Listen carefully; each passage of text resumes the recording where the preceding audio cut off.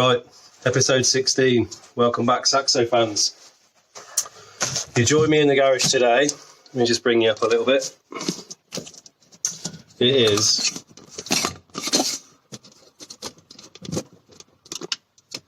there we go, that's better. It's 33.5 degrees in the garage today, so it's a bit warm, but we're going to crack on nonetheless. So there's a few things I want to do in this video. It's going to be a little bit different. First of all, I just want to show you everything that I finished in the interior, because it's basically done now. Just a few little diddy jobs that I want to do that they're not worth filming. So I'll go and do that in a second. We'll have a little walk around the interior and show you what everything looks like. But I'm pretty happy with what it looks like, and yeah, there's not a lot to do.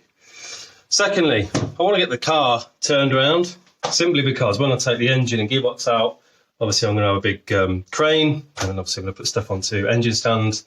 So yeah, it's going to be awkward when it's the other way around, getting the engine stuff back into the garage and all that kind of stuff. So I'm going to put the wheels back on and yeah, get the car turned around. But obviously it's got no brakes and it's got no fuel line at the moment, so I can't start it. So my brother's going to come around and we're going to push it and manoeuvre it on the drive. So that'll be a bit of a faff. But the main content of this video is going to be a bit of DIY. Now, I'll give you a little tour of the garage in a sec, but the garage is a mess. Not necessarily like it's an organised mess, a man mess, right? You know where everything is, but there's just too much stuff. And the biggest problem I have is worktop space. And obviously when I'm going to be building and, well, stripping 2 engines and building 1 engine, I'm going to need some space to lay things out. So what I'm going to do is this corner over in the garage here, there used to be a cabinet on the wall that I used for heating wet clothes and stuff when I got back in off the bike. But yeah, I stopped using it because it wasn't very effective, especially in the winter. It was difficult to keep it really hot.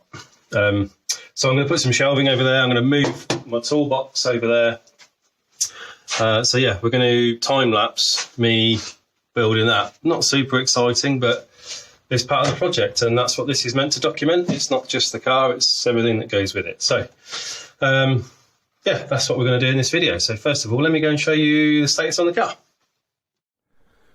Here we go then. Into the murder tent. Beauty of the murder tent is it's nice and cool in here. Right, inside. So door cards are done on both sides. These are made of 2mm ABS, similar sort of finish to the Raptor bed liner actually, so it's quite nice. I think I'm probably not going to flock them. Excuse me.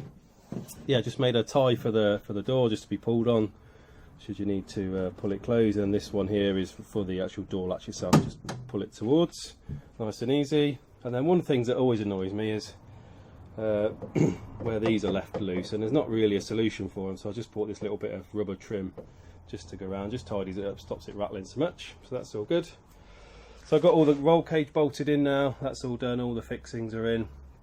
I put some of the fancy carbon wrap on it. It's probably not a millimetre of carbon in there, but it just protects it when you're getting in.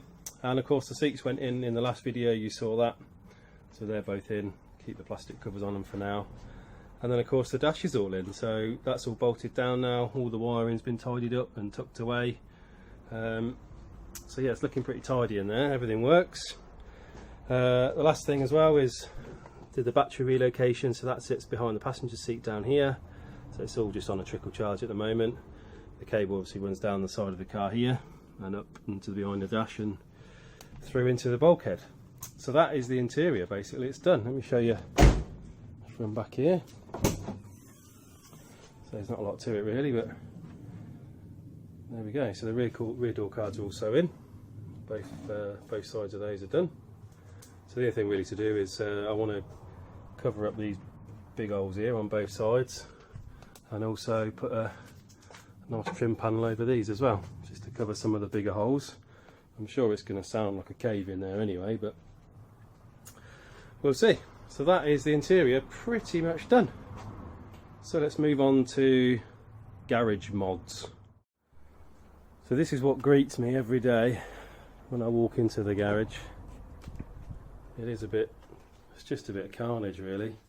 You can see the lack of space that I have worktop wise. You know, zinc plating kit's always out.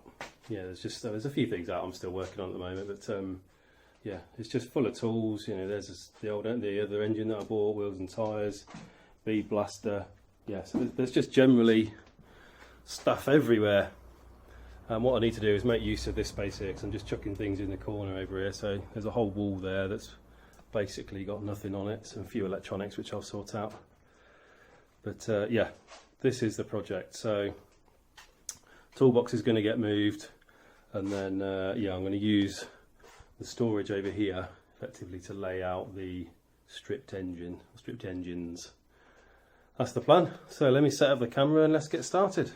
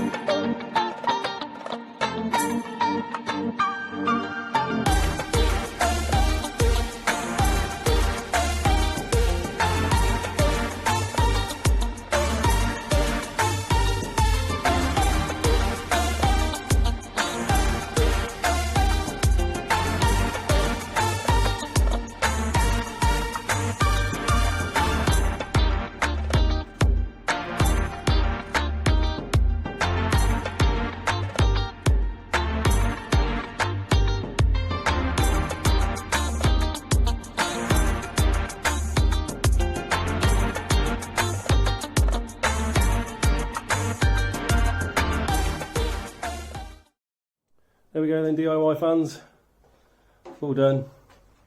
They're not exactly perfect, but they didn't need to be. It was just a quick way of banging some shelves together. So the job's a good one. Reinforce this one here because it's got the heavy toolbox on that bit. But it's all fixed to the wall as well, so it's not going to come away, it's not going to fall forward. So that's made use of that space a lot better. Freed up over here as well. So now it's time for a big garage sort out. I won't film that boring process, but the next thing we'll have a look at is getting the car ready to drop on its wheels. Let's get to that.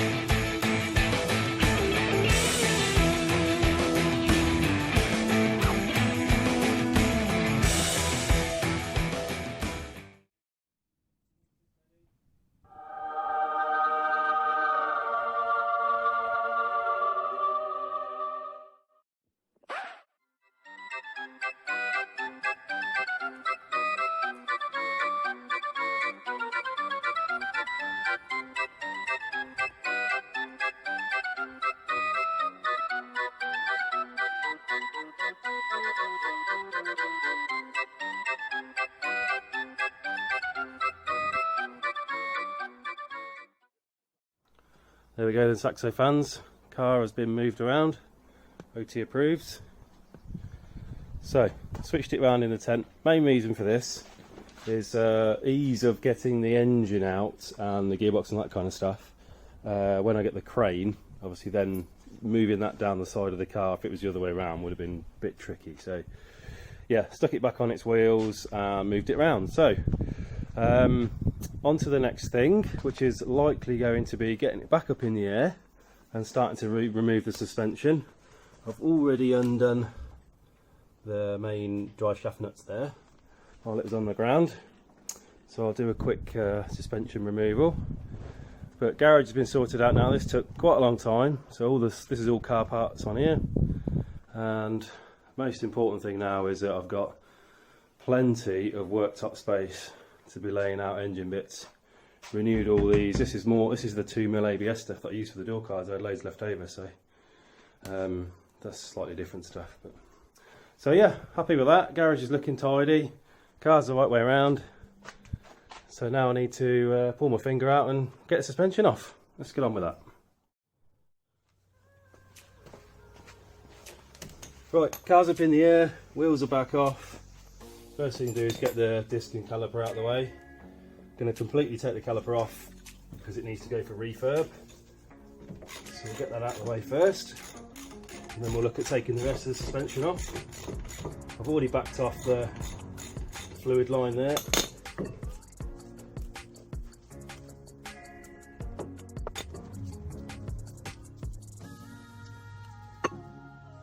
There we go, caliper off.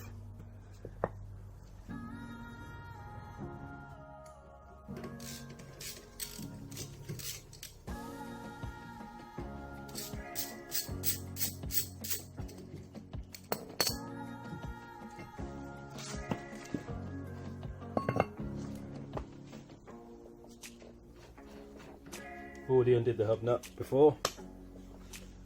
So, first thing, I think we'll back off some of the drop links, take some of the bolts out, see how we get on.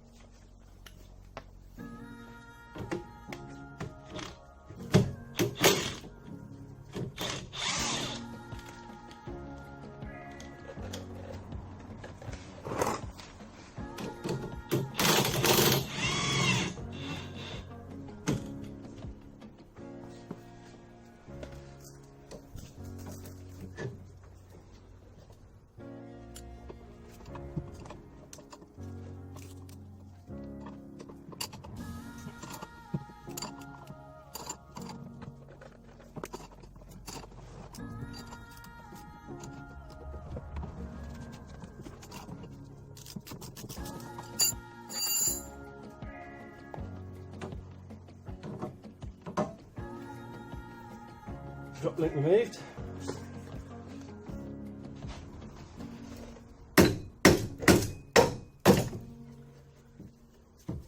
Trackward end out.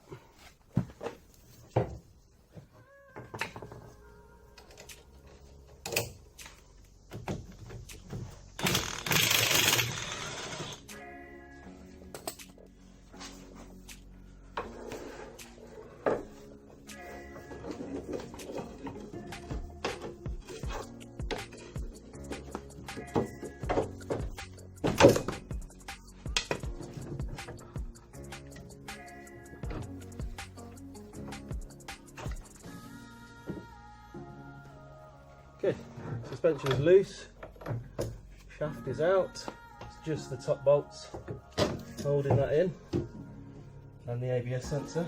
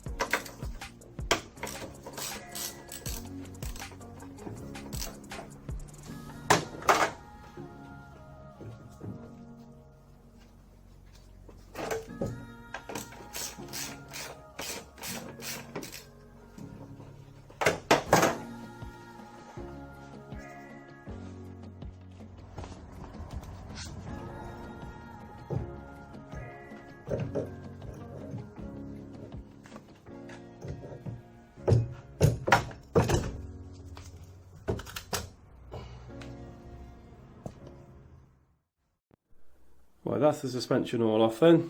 So obviously you got the strut, coilover converted already, caliper, disc, and then drop link. Didn't take the drive shaft out yet, I'll get that to that another day.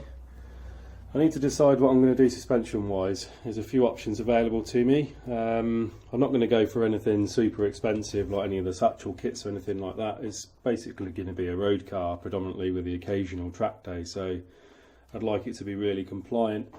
Ideally I would like to put on a set of Bilstein B8 dampers straight into here if I can. I need to work out what springs these are, but these are definitely a gas spring. I can see just a little label there, so I need to work out what rate they are, maybe get those springs refurbished and see if I can run a Bilstein damper perhaps on this spring if it's suitable. Obviously get it all cleaned up and sorted, get everything repowder coated and painted and all that kind of stuff. That's an ideal situation. Yeah, obviously the other thing, I can obviously just go for some new gas coilovers or whatever. But anyway, yeah, some thinking still left to do on that. So I'm going to leave this stuff here for a little bit while I ponder and weigh up my decisions. So anyway, I've taken delivery of something, so let's show you that.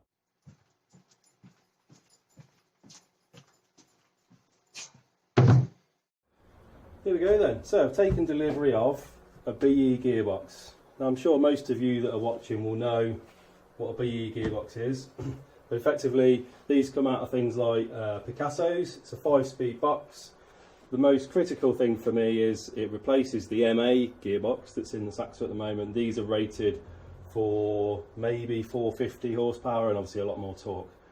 They yeah, they've been proven in many applications to take that power. So yeah, I found this online from a guy called Steve. Thanks, mate. Yeah, I need to obviously get a diff in this at some point. I haven't decided what diff I'm going to use.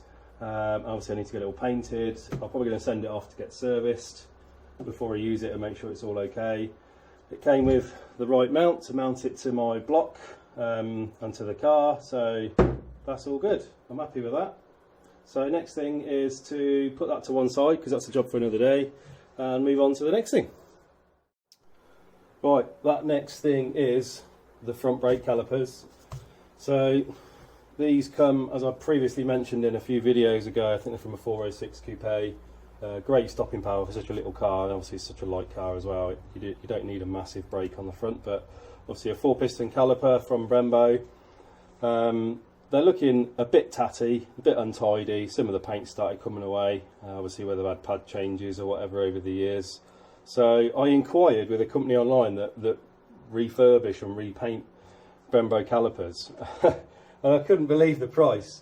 He wanted something like 480 quid to just refurbish them, and I thought that's crazy. So I'm going to pick up a little Brembo rebuild kit and obviously try and paint them myself. But yeah, for now let's get them stripped down and then we'll call it a day.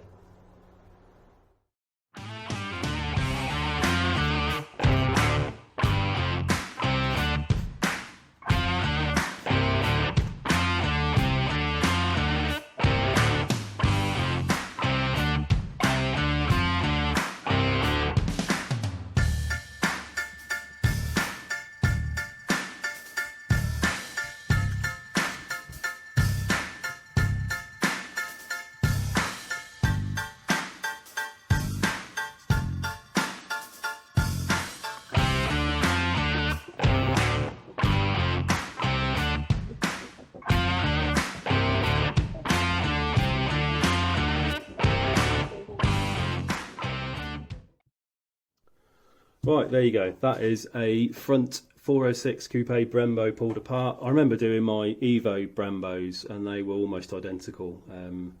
Yeah, they're not difficult to strip down. Obviously whack out these big, I think they're M10s maybe even M12s.